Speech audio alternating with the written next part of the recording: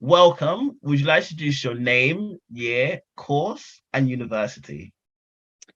Hello, so my name is Amit Halkhoree. I am a first year PhD student at the University of Oxford, but I did my undergraduate in biochemistry at the University of Keele, as well as my master's in medical microbiology at University of Keele, or Keele University. So, if we talk about the undergrad today, and we'll briefly go into the master's and PhD kind of course briefly, but we'll mainly focus on the undergrad today. Could you tell us your hometown? London. If we go firstly, starting with the undergrad, could you remind us of what undergrad course you chose? So I've got an interesting story. So I didn't necessarily choose my course. So I went through Cleric. So Okay. I chose to do, I found my course in biochemistry. So my official course title was Biochemistry with a Science Foundation year. Okay. And could you tell us, you said you went through clearing. For those who may not know what clearing is and why you didn't have a choice because you went through clearing, could you explain that story? So and for reasons I won't elaborate too much, I had a bit of a hard time during A levels.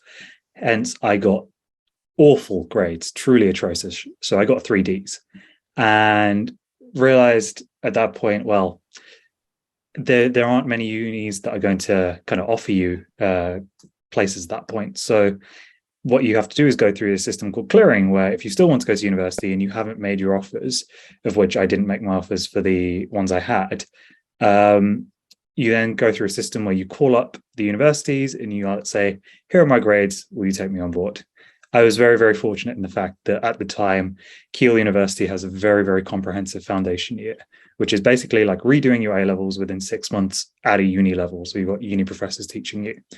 And I'd recommend it if anybody else is in my position or was in my position. So I called them up. I said, I got these. Can I come along? And they said, yes. So that's how I ended up there. And it was along the same routes of what I wanted to do. So I was very interested in the medical field, but as well as the scientific field. So biomed, biochem. So I kind of settled on that was what I was going to do. You've now finished your course. What have you Yes. thought of the course? It was an excellent course. It gave me a very well-rounded understanding of the field. I didn't necessarily go in knowing exactly what I wanted to do.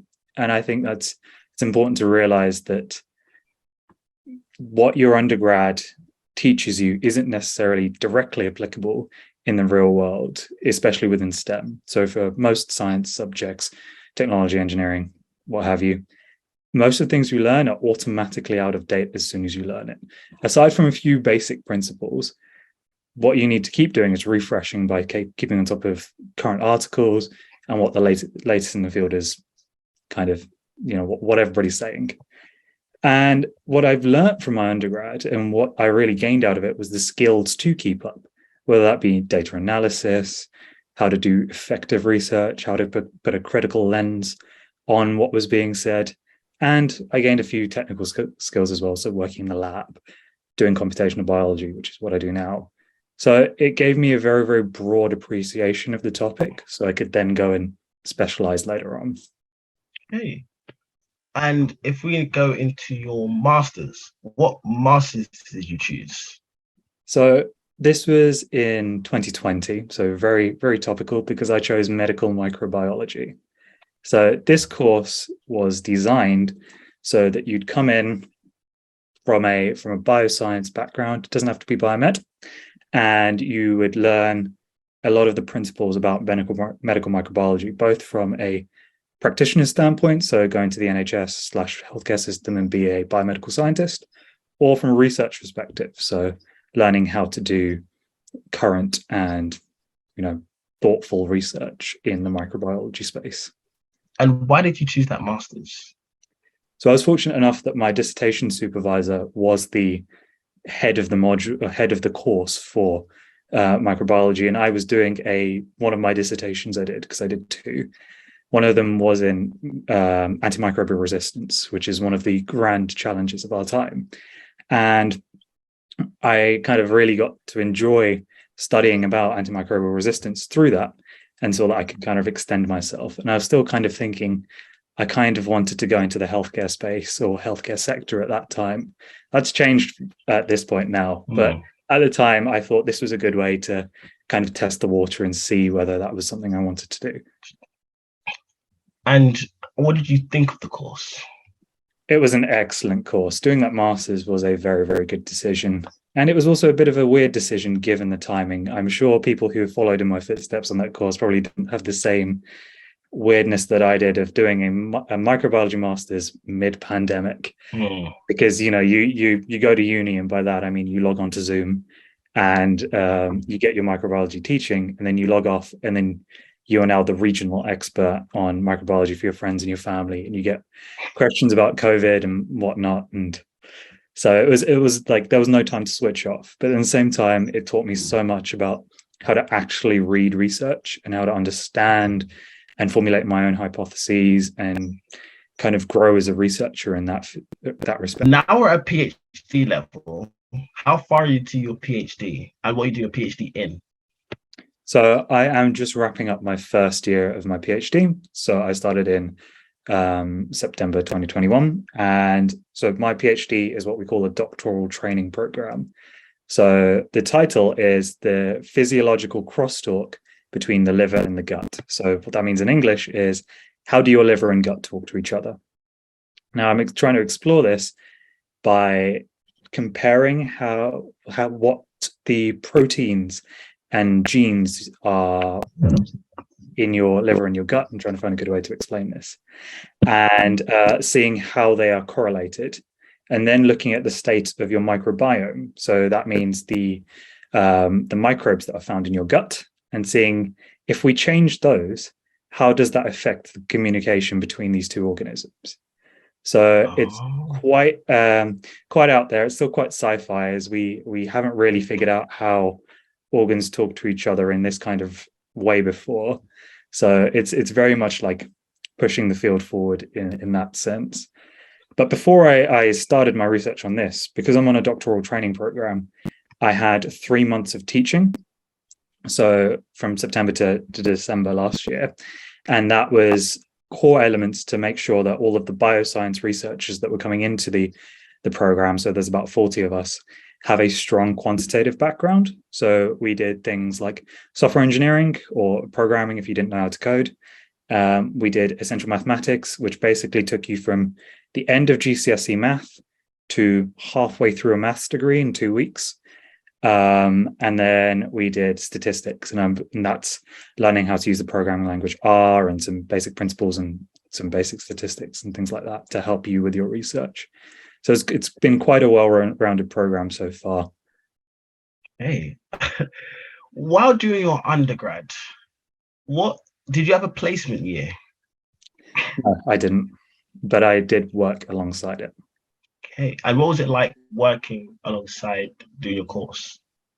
It was challenging. So I took on a role of what we call resident advisor. So that was where I was supporting students out of hours through mental health crises, as well as security and social, basically looking after them in halls. And it was challenging because I had to juggle the shifts that I had with them and the calls I'd get in the middle of the night, with getting enough sleep, doing my coursework, and maintaining a social life. It's definitely doable, but you have to have really, really good time management skills, especially if you're going to go for a job like that. And then on top of that, I worked as a recruitment consultant in my final year, full time. So I had to then balance these three things and that was really, if I didn't have Google Calendar at the time, I would have, it'd have been a nightmare. So yeah, it's a big balancing act, I would say.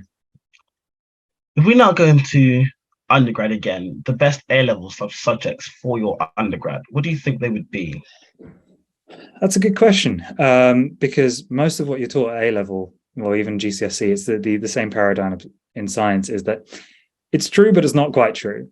So you learn enough to kind of get a basic appreciation, but I'd say to have a good grounding in biochemistry, definitely biology and chemistry. It just it's in the name.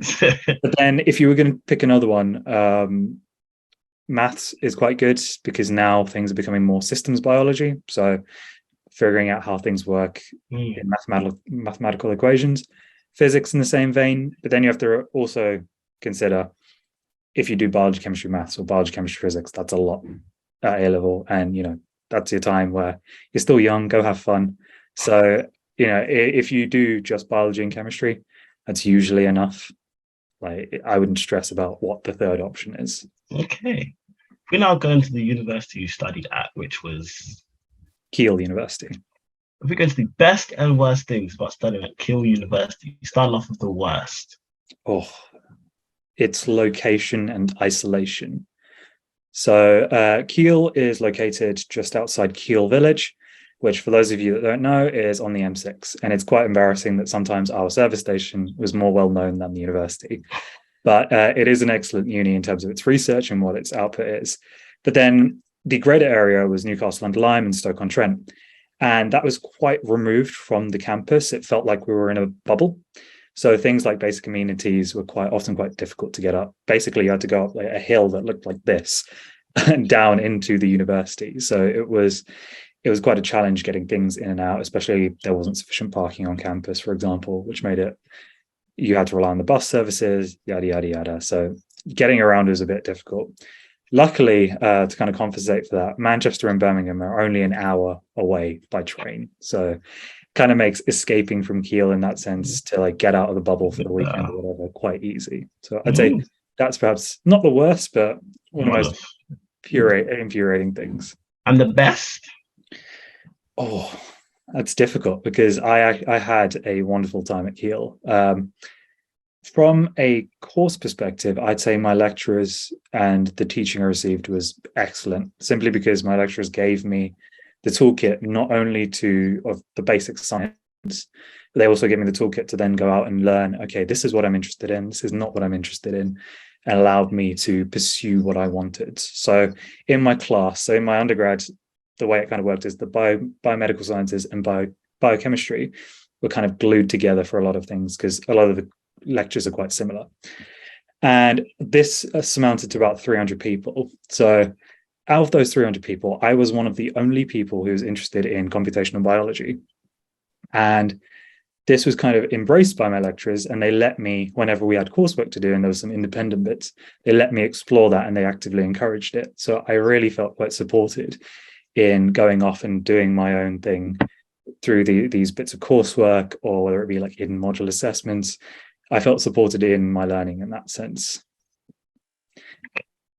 So you briefly went over being a student in Keele. Where did you live in your first year while at Keele? So I lived on campus. And what was the campus accommodation you lived at? Oh goodness, that was Horde. Horde? What was it like living at Horde for? Oh, it was awful. It was absolutely awful. The building was awful. The people were lovely. Now, I know since I've left, they've done some renovations and they've made it look less like a prison. But back when I was there, it was so Keele is built on an old Air Force base from World War II. So I think it must have been some kind of munitions shelter or something like that. But at the time, like I had amazing flatmates, and that was kind of what made the experience. But the amenities themselves were a bit eh. But then again, you just need a place to sleep because most people don't really work in their room at the time. But it's changed things. But at the time, most people didn't really work in their rooms. They went to the library. So it was a nice place just to, chill out or sleep. But yeah. And then in your second year? So bearing in mind, I did 4 years here because of my foundation year. So so your first year of university. Yeah. So I lived in Lindsay Hall. So I've been in uni halls the whole way through, even in Oxford. So I lived in a place called Lindsay Hall. A bit nicer, except this was a bit more challenging so I've got a peanut allergy, and the kitchen was shared between 16 to 24 people. 16? Yeah, it's not great.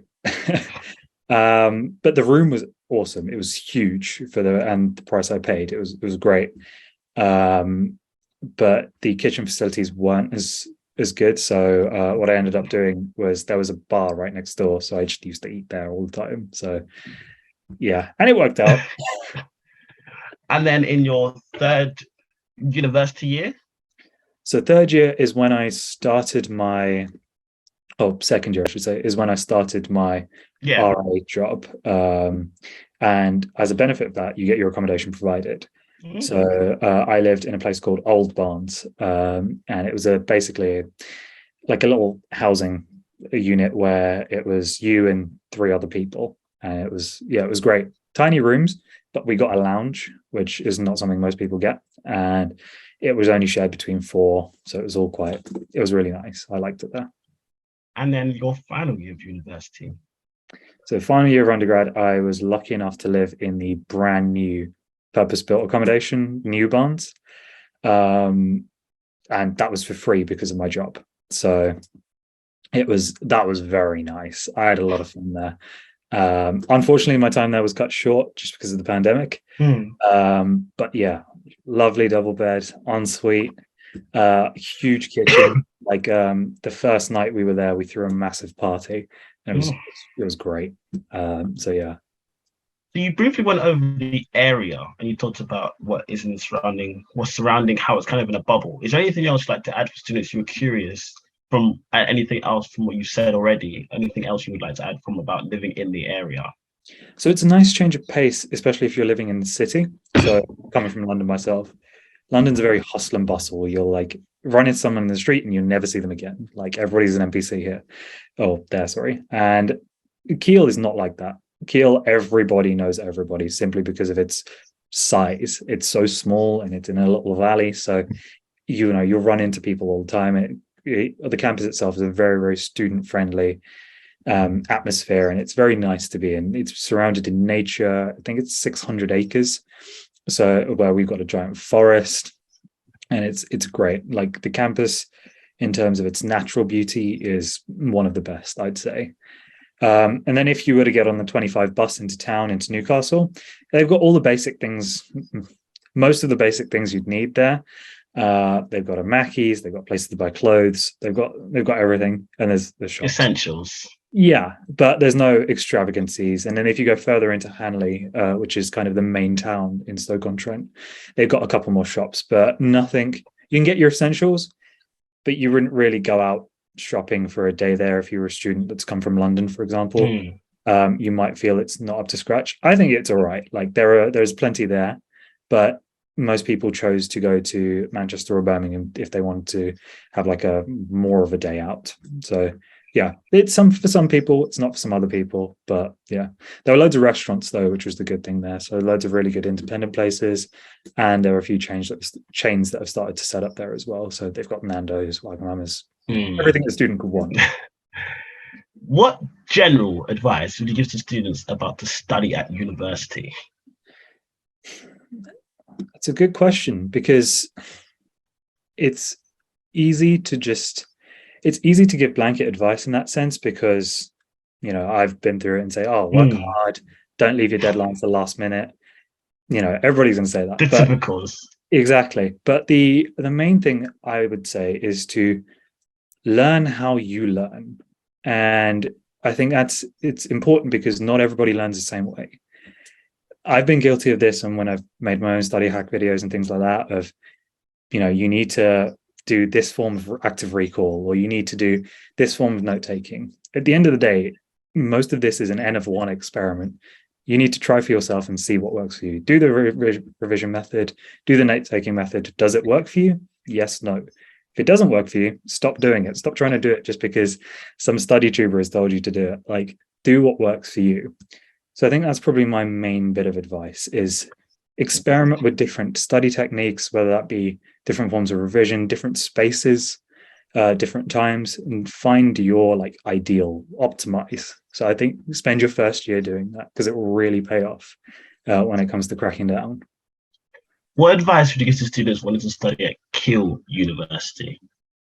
Come with an open mind, especially in the life sciences area, which I'll probably speak more about. The staff are absolutely wonderful, and I can't really fault them at all. what advice I'd give you to study there is try and explore as much as you can. So explore different subject areas within your subject, ones that you wouldn't expect you'd like. So a lot of things that I'd often tell people who are quite focused on human biology, for example, is like, try plants. You might like plants, you might not. But if you don't know, if you don't try, you'll never know. So No. try and explore as much. And if you find it isn't for you, stop. It's, no one's forcing you to carry things on. So I thought one of the good things about Keele is the further along you go in your degree path, and I'm not certain if it's still like this, so check the module catalogs as well. But the further along you went, the more choice you got in what you did. So when it came to my final year, I had complete freedom to choose what I did, bar 1 or 2 modules. And it was great because then even in the individual modules, I had freedom to choose, okay, I wanted to do these topics there's an advances in medicine module that I did. And I could choose, I'm going to focus on these advances and completely ignore these ones because I don't care about them. So try and figure out what it is you like before you get to that point. And if you don't worry, because there'll be plenty of options for you to pick and choose and see what it is you do like. And finally, what advice would you give to students when they study your course at university? As in, who wanted to study biochemistry? Biochemistry. So, and I assume this is for people who are sixth form, wanted the next. They're about to maybe study your course, maybe even at your university. What would you give them a bit of advice for just about getting there, or pre-reading, getting ready, anything to kind of get them a little booster? So my advice would be is biomed and biochem doesn't necessarily have to lead to medicine. So read as widely as you want when it comes to that, and try and read about some of the biotechnology innovations that are going on. A lot of the books and articles you might see are quite focused around medicine, but there's so many other innovations happening in the space. So if you're really interested in, agriculture as well, so making cool proteins to feed the world, I'm pretty sure you learn about golden rice in A level. I remember doing that actually. But if you are interested, if these interested you, go ahead and read about it. Like, there's so many different avenues that you can take once you get there. So when it comes to reading and trying to build up or try and understand more about the course, don't just focus on the medicine human aspect. This biology and biotechnology in general is so vast. There are different approaches you can take to that. Of course, this comes with the caveat that some places are medical focused. So be mindful when you're wanting to choose to study biochemistry, you're not choosing somewhere who's teaching clinical biochemistry, and then you've gone and talked about plants in your personal statement. So be mindful of that, but just be aware that biochemistry involves so much more than just medicine. So you briefly talked about how when you went to university, you went through clearing. Can you tell us why you chose to go to university over an apprenticeship, just going right into work? So, and this is a bit of a difficult question to answer, simply because the current infrastructure for what I want to do doesn't exactly exist in the apprenticeship space. Whether it will do in future, I mean, that's yet to be determined. But at the moment, if I can tell you my mindset now and then what it was. So at the time, I knew that I wanted to be in science and or medicine. And at the time, those were the only option was to go to university. Now, there's the whole debate about paying the NHS and whether public sector pay in that area is kind of worth the trade-off. But at the time, I wasn't really thinking about that. I was kind of more focused on trying to learn more, grow my scientific expertise.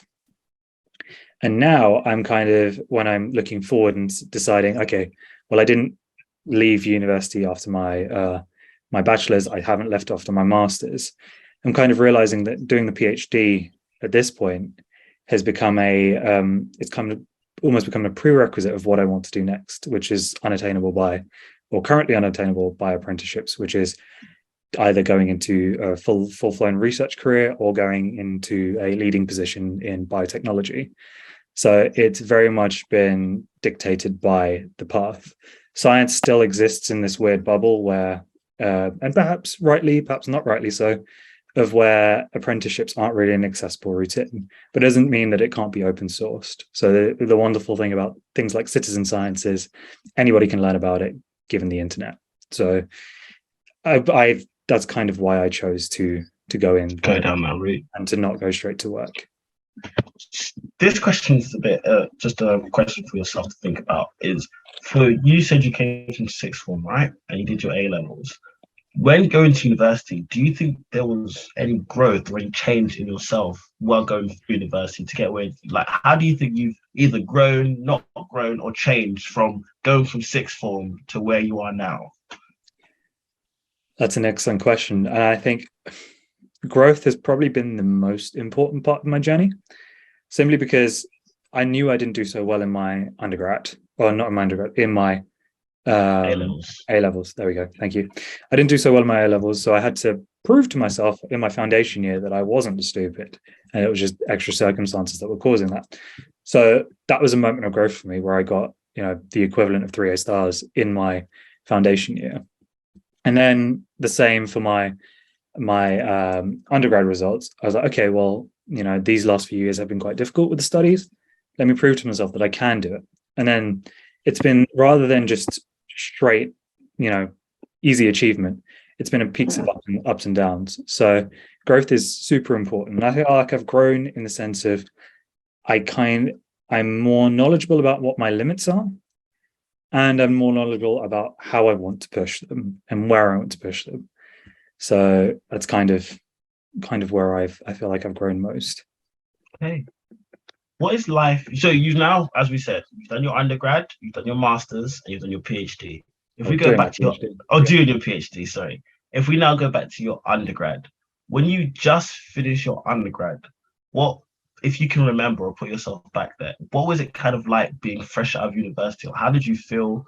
What could students kind of expect? Kind of like okay, I've just finished my undergrad, so should I do now my master's? So should I do a work? Like, where should I go? How were you feeling at that time?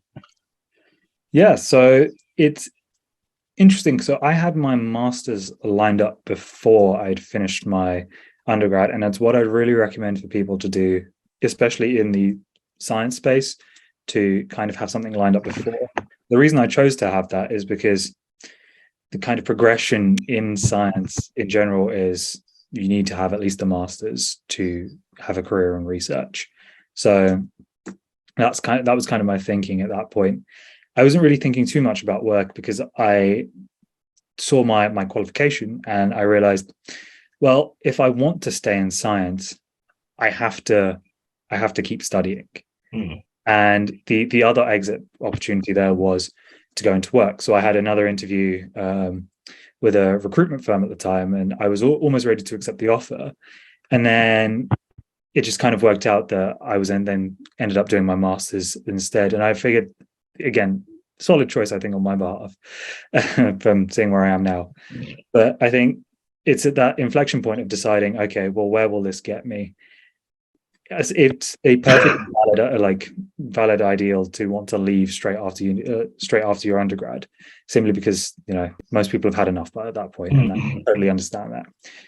I think I'm just a massive nerd that likes studying, hence the PhD. So that kind of made the decision to do a master's and really get the PhD and the next step. Yeah, it made it a lot easier for me. Okay, can you tell us about your Instagram/YouTube channel? So YouTube channel, not so much. I mean, it's kind of dead in the water right now, simply with how difficult it is to edit. There are a few videos on there about how to use certain reference managers and whatnot. Amit Halkhoree for that. And then Instagram. So I've got my, what initially was just my personal page has now kind of been overtaken, or not overtaken, but superseded by a new page I've started, Source Code on, which is kind of a play on word of open source and source code for the biological industry. So I'm trying to give some impressions of my life as a PhD student, some coding tips there. I mainly built my following on TikTok, which is where I did really silly dances. I'm kidding. I did study hacks and still do study hacks from time to time. You can find me on there at Amit Halk, Halkh. So yeah, that's kind of where I've been active. Also now becoming more inactive on LinkedIn because turns out people like LinkedIn as well now. But I'm not one of those people that post stories, posts yet. I just network. All right. So at this point, let's do this have what I like to call a free for all. You can say what you want about what you like. You can say something smart, say something dumb. Literally, the floor is yours. Oh my goodness. Well, whatever you choose to study, I think it's wise to pick something that you enjoy doing. It's difficult, especially, and I'm going to talk from a science perspective here. Don't pick something necessarily just because of the career it's going to get you at the end of it. So I had a really interesting question from a viewer a few days ago where they said, what should I do? Should I do biochemistry and I do pharmacology? And you can't really elaborate the fact over a TikTok comment that functionally they are the same. You learn pretty much the same things. I did biochem for my undergrad. I could pretty much do a lot of pharmacology right now. You learn very, very similar things. Biology only sits within a very small remit. So everything overlaps eventually, especially within the core science level. And especially if you're looking for a career in research, you're going to end up learning so many different things anyway. So right now, I'm slowly becoming more and more acquainted with machine learning, synthetic biology, which I never even touched in my undergrad. So there are so many different avenues and different ways you can go. So especially if you're looking for a career in research or you're looking for a career in science, what you do at your undergrad does not necessarily determine what you'll do for your master's, your PhD, or even your postdoc if you choose to do one. So I know people that have done very computational PhDs and now are in wet lab postdocs. So it's completely different. So follow your passions, especially when it comes to science, and you'll have a good time, hopefully. Right. Don't forget to like, subscribe, and I'm plugged in. Amazing. Thank you.